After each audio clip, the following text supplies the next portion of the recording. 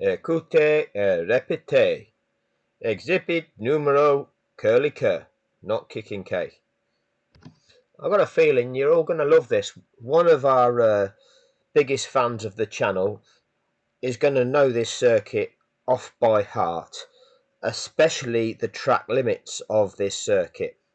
But what I'm going to all set you as a bit of homework is to tell me in the comment section at this Grand Prix, which is the 2019 Bahrain Grand Prix, which cars were penalised for track limits, and how many times did they exceed track limits? I'll be an avid reader of your comment section in the comment section. Anyway, 2019 Bahrain Grand Prix, race director Michael MASI. Let's have a look what happens. Let's have a look. So, what dreams are made of. What dreams are made of. A Red Bull, Maxwell Verstappen, and Bahrain. Oh, incredible. What a combination. Lap 54 of 57. Maxwell here is in 4th position. Lap 54. Straight away. Yellow flag, sector 1. That's the back of Max's car, everybody. Started 5th, now 4th. Oh, he's the best we've ever seen. Started 5th, now 4th. Incredible. Still the yellow flag. This is the reason for the yellow flag. Nico Hulkenberg in a Renault. They're now the Alpine team. You know, they don't usually have that many retirements, but here we are. Nico Hulkenberg retired at turn 1. Oh, Daniel Ricciardo, who was also there at the same time, also retired at turn 1 at pretty much the same time. What, 2 Alpines going off at the same, Renaults going off at the same time? Incredible. So, with 3 laps to go. So you can see over here is Nico Hulkenberg, and over here is Daniel Ricciardo. Okay. Oh, what jeopardy! Oh, what jeopardy! Are we in for a grandstand finish? Are we going to get any more racing laps? Will they let the lapped cars go? They don't have to let the lapped cars go. On a wet day in Spa, you don't see that happen. Bullshit. Right, let's see if we hear that. I'm not going to play through the audio just yet. I've got a few more pictures to show you. Here we go. Safety car. Lap 55 of 57. So you can see within a frame, right? So lap 55 of 57, safety car deployed. What have we come to?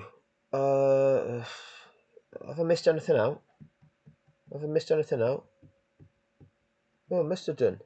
I missed a slide out, which was the only thing displayed by the FIA saying cars to go beyond the safety car, no overtaking. There wasn't one which said lapped cars will not be allowed to overtake, because that banner doesn't exist. What's the relevance of this picture? It just says safety car incident, and then it's just Lewis Hamilton seeming as though he's like coming over the start finish line. Oh, what's this thing here? Oh shit, is that the checkered flag? Is that a guy waving the checkered flag? Is that the end of the race? Safety car finish. Safety car finish. Bahrain 2019. Michael Massey, race director. Let's have a listen to what Sky Sports said. Let's have a listen. Hamilton, a class act again. He put Vettel under pressure. Yeah. Hamilton, a class act. Be careful, Paul di Resta, you'll get fired. He calculated, measured, done exactly what he had to do, and you know they'll be thinking when they go away from here. Mercedes should think lucky at the same time, but their tactics have been good. At the same time they're going to have a 1-2 in both Grand Prix so far this year, and that is a massive impact. We have a yellow flag being waved in sector 1. It's car number 27. It's Nico Hulkenberg in the Renault. Now he's gone off into the right. Here they are, the 2 yellow dots at turn 1. So you've got Hulkenberg that retired first, then Daniel Ricciardo. Runoff area, I think, at the end of the straight. And I wonder what's happened there. Daniel Ricciardo's there as well. Both cars in one lap. Now, is this mechanical problem, or have they come together again? I only ask that because they have done previously in this race. Pushes Sergio Perez into the points now. And it almost looks like they've ran out of fuel both together at the same time. I mean, it was not a bad guess if that's right, Paul. Everything just cut out. The best driver we've ever seen is just crossing the start-finish line there. Well, Hamilton's all the way around here. Incredible, isn't it? So that, you would assume, is electrics then, if everything is just cut out, electrics or hydraulics. Let's have a listen on board with Daniel Ricciardo.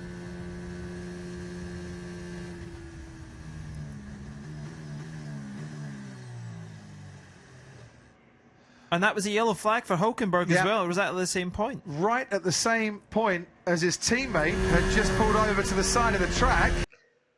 Oh, what jeopardy! Are we going to get any more racing laps? Will they release the lapped cars? Are we in for a grandstand finish? They'll be saying that in a minute. Just keep on listening. And this is on board with Hulkenberg. Oh, dear. That's nasty. That's a big failure. Oh, that's one engine down. That is not looking good for Renault in the slightest there, who've already sent safety car has been deployed as well, which might come to Charles Leclerc's aid a little bit. Because if those cars aren't recovered and we have a safety car to the end of the race, Charles Leclerc might just keep hold of third place. At the same time, if they restart this race, Crofty, he's in trouble. Yeah, but how long does it take to recover that one Renault and 2 Renaults? I say might come to Charles Leclerc's aid. I'm just looking on the positive side. I think you might be right. I think it might finish under safety car here. What's that? You think it's going to finish behind the safety car? You're not making up some fake hype like you normally do. You're actually calling it for the reality that it is. That you deploy a safety car, the field has to bunch, then you have to release the lapped cars, then you have to give those cars that lap to catch the back of the pack. Or, in your words, to make sure they get out of the way of the duel between the leaders. Right? You're not saying that, are you? You're just going, yeah, it's going to be a safety car finish, isn't it? Rightio. Which would certainly help him. In terms of Renault, Paul, that's a Carlos Sainz retiring in the McLaren as well. He was already quite a long way down after suffering damage when he clashed with Max Verstappen in the opening stages of this race. But Sainz, of course, stopped with an MG UK problem. Renault powered in the first race. Renault have just had 2 power-related issues, it looks like. That's not good for engines, power unit, worries and troubles. It doesn't look good when you see Australia as well, but Lando Norris, shout out for him, P6 after those 2 failures as well. Good points for McLaren, in front of all their management and board members. Well, it's contrasting fortunes, isn't it, as Carlos Sainz retires for a second. So what we're pretty much doing is saying that where the positions they are now is going to be the positions that they're going to finish in, and they're the points they're going to pick up, barring actually retiring from the race. Because that's how it works. Once a safety car deployed and you're going to get a safety car finish, there you finish in positions, providing you make it to the end of the race. Second time this season, Lando Norris is preparing to celebrate a best finish in Formula 1, a first points finish in Formula 1. That Lewis Hamilton wasn't preparing to celebrate his record-breaking 8th Drivers' World Championship, which we never heard them say once. Never heard them say that once in Abu Dhabi. In those last 10 laps let alone the last 5. A top 6 finish in Formula One. Who's your driver of the day? Wow, a top 6 finish. Not as big an achievement as 104th Grand Prix victory and record-breaking 8th World Championship. Strange. Who would you vote for? There is absolutely no question who driver of the weekend has been. That man there? And it's the man in 3rd place. Absolutely. There is not a person in this paddock is not going to feel the pain he's going to go through. And he's so... I thought Max was the best driver we'd ever seen. Not Charles Leclerc. Level-headed. After yesterday, when the team were congratulating him, he said the job is tomorrow. And you can only feel the letdown. And the fact that he battled back from falling those few places at the first lap, and he just showed his true class, his true racecraft. It will come again very soon, and I hope at the next Grand Prix, certainly it comes. Are they talking about Max with class and racecraft? No, it's Charles they're talking about. That quick, because it deserves to. Martin Brundle was on his way down to interview the top 3, and I think he's probably in the tunnel underneath the track at the moment. Someone needs to tell him why Charles Leclerc could still be in the top 3 at the end of this race, and he might not be expecting it, but after all the bad fortune for Charles Leclerc, this is looking like good fortune at the moment. We might get the 8th World Championship Grand Prix to finish behind a safety car in the first... What, the 8th World Championship Grand Prix to finish behind the safety car? The 8th time this has happened at this point in time. So this is 2019 and this is the 8th time it's ever happened. And guess what? It happens again before Abu Dhabi as well. That one's to come. Woohoo! Since China in 2015. Valtteri Bottas started 4th. In 2nd place, Charles Leclerc started on pole. Will it finish on the safety car? Not sure yet, not sure. And he's asking. Not sure yet. Some of these people aren't the sharpest tools in the box, are they? You know, they're put out as these super brains, experts, but you can't work out at this stage whether it's going to be a safety car finish or not. Because everybody else can. Those of us that with a bit of knowledge that are watching the sport will just look at that and go, yeah, safety car finish. Not rocket science, chicken. Does this race finish under the safety car? It will, Crofty, because they've not even caught the safety car yet, and then they would have to do another lap before it comes in, so lucky for... But even that, DeResta, is not the actual full procedure, but you've given enough information just to convince people it's going to be a safety car finish, and they'll take you on that, but it's still not the detailed explanation. For him, I think it's all done. And it'll be another Mercedes 1-2 as well. There's Hamilton trying to keep his tyres warm just in case they get a restart. He doesn't want to be going too fast there. Paul, he almost overtook the safety car, which is a... They still like to throw it in there to keep everybody guessing, just in case, just in case. Well, what's going to happen before they restart? Well, the field has got a bunch, because you've told us that before. Then they've got to release the lapped cars. Then they've got to do the safety car lap. What lap do you think we're on? Considering the safety car was deployed with 3 laps to go. But keep everybody guessing. Keep the excitement just in case. A big no-no. They might just have cleared the 2 Renaults, but I think we're on to the final lap anyway.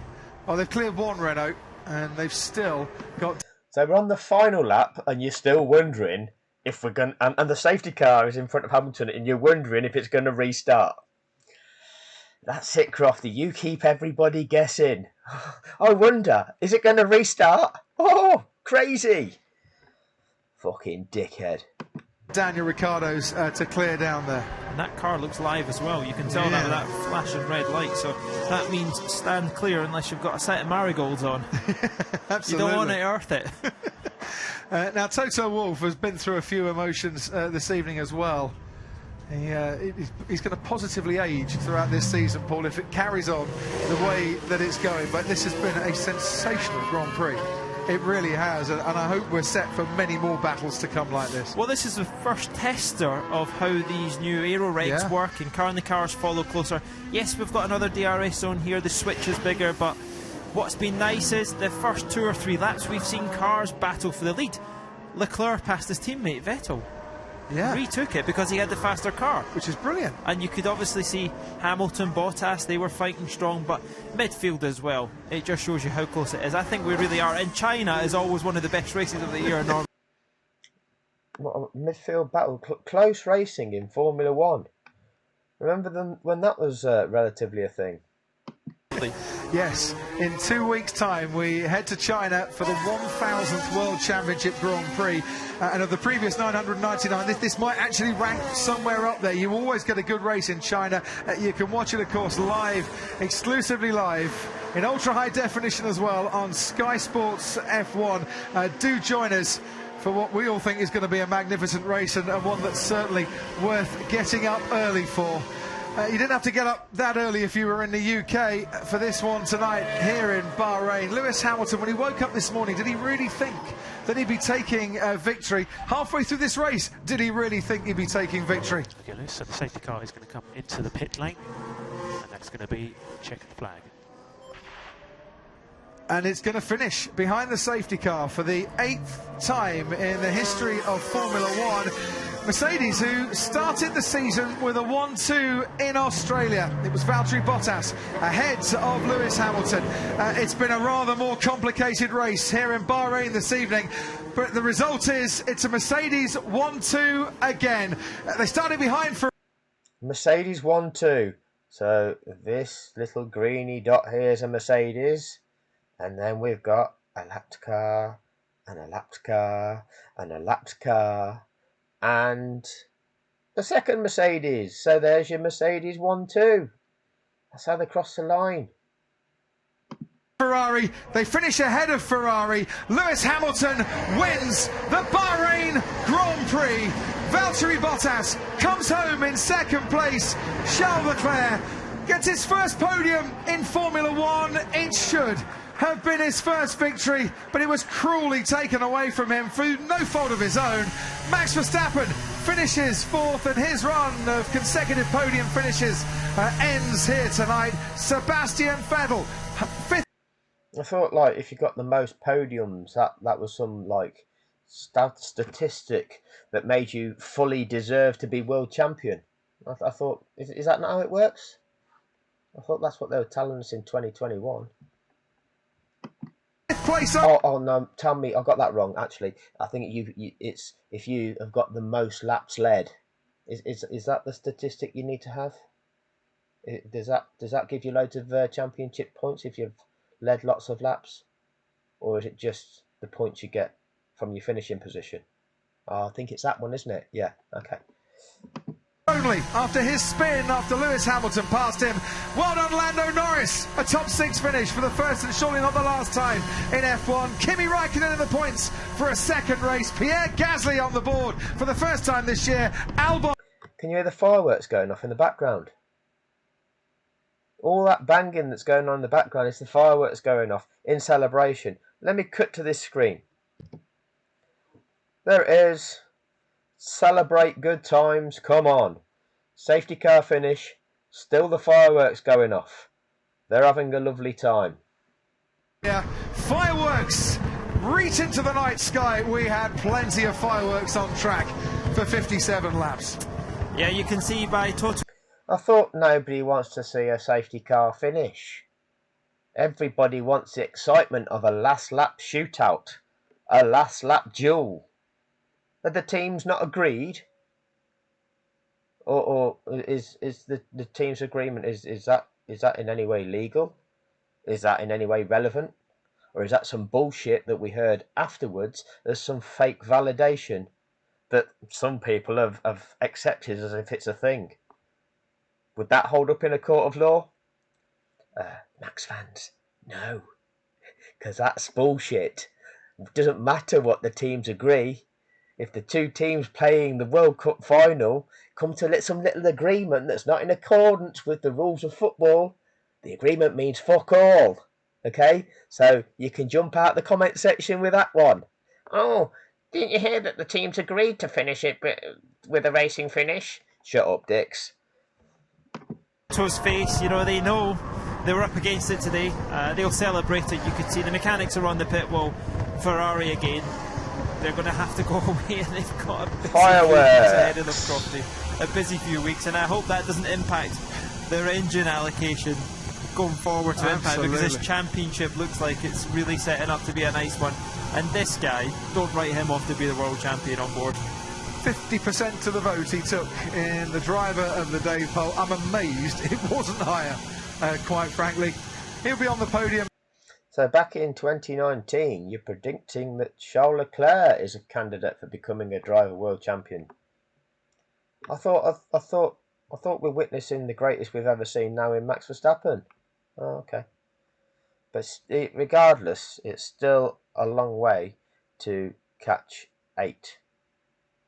So, you know, especially when you're starting from 0, because in the first instance you've got to win one validly, and that wouldn't even start until 2024. So many more times, I'm sure. The 50th man to lead a race in a Ferrari, his maiden career pole, his maiden career podium. He's done what Valtteri Bottas did here in Bahrain in 2017. Bottas took his maiden pole that night and then finished 3rd. What a shame, first time on the podium, not to stand on that top step. Get in there, Lewis. That was a hell of a race. That was an awesome drive. There's some lovely overtakes there, mate. Well, guys, that was extremely unfortunate for Charles. He drove. just have a look here. Young Maxwell's overtaken the leaders. See this little blue dot around about turn 12. He's decided on this cool down lap. He's had enough of waiting behind everybody. He's decided he wants to overtake everybody. It was such a great race. We've got work to do to try and keep these guys in our tails. Well, I think that's a nice touch, referring to Charles Leclerc first before. Oh, I'll need to rewind it a bit actually. Well, it might have been that corner there. Let's watch this blue dot go along to this corner here. That top step. Here he is. He's overtaking them all. Get in there, Lewis. That was a hell of a race. That was an awesome drive. There's some lovely overtakes there, mate.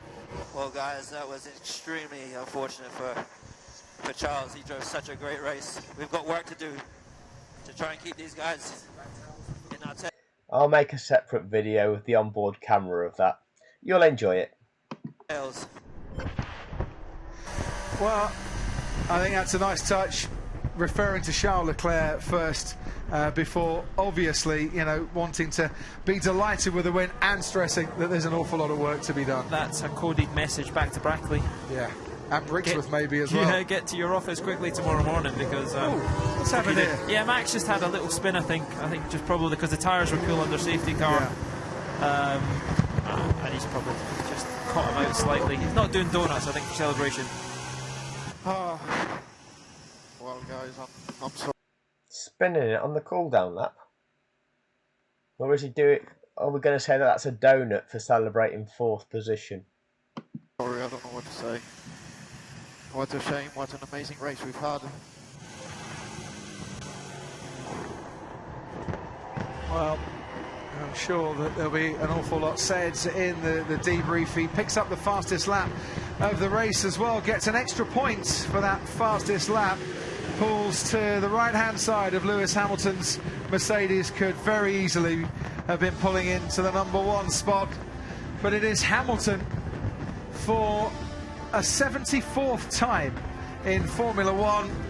Another win, and the championship leader heading home, a Mercedes 1-2 yet again. They didn't have the pace to cope with Ferrari. They needed Sebastian Vettel to make a mistake. They needed a mechanical issue to affect Charles Leclerc. But at the end of the season, the statistics will say Hamilton 25 points, Bottas 18 points. I thought at the end of the season, you fully deserved it if you suffered misfortune of having, you know, a mechanical failure or a tyre blowout, or you know, being involved in a bit of a multi-car pile-up. That level of misfortune meant that you fully deserved to be gifted a championship. Well, fair enough. Mercedes with a 1-2 yet again. It looks like he's had a tough race, Paul. He's having to work for it, isn't he? Yeah. You could tell yesterday he wasn't ready to give up when I was interviewing him after quali. He was happy. But he knows Ferrari means something. And you can see Bottas wasn't really in the race today, was he? After that dominant win in Australia, he was at one point 35 seconds behind. Whether Charles Leclerc can hear Lewis Hamilton underneath the din of those fireworks, I don't know, but another nice touch there to go over to him and say hard luck. As Hamilton celebrates, by the way, the stewards are having a look at Daniel Ricciardo for not attaching his steering wheel after leaving the car. I assume that you have to put the steering wheel back on, Paul, to help the marshals recover it. Yeah, I think that might come down to probably some of that nice contract he's got. He might lose some of that. So, 2019, the season that Michael Masi took over as race director because Charlie Whiting passed away on the eve of the season. You've seen the Spanish Grand Prix. You've seen the two safety car laps he performed after the lap on which the lapped cars were released. The 2019 Brazilian Grand Prix. You've seen the two laps of the track that the safety car was stayed out on track after the lap on which the lapped cars were released, both ordered by Masi. You've now seen the Bahrain Grand Prix, which finished behind the safety car. Next, you're going to see what happens in the 2020 season under the race dictatorship of Michael Masi.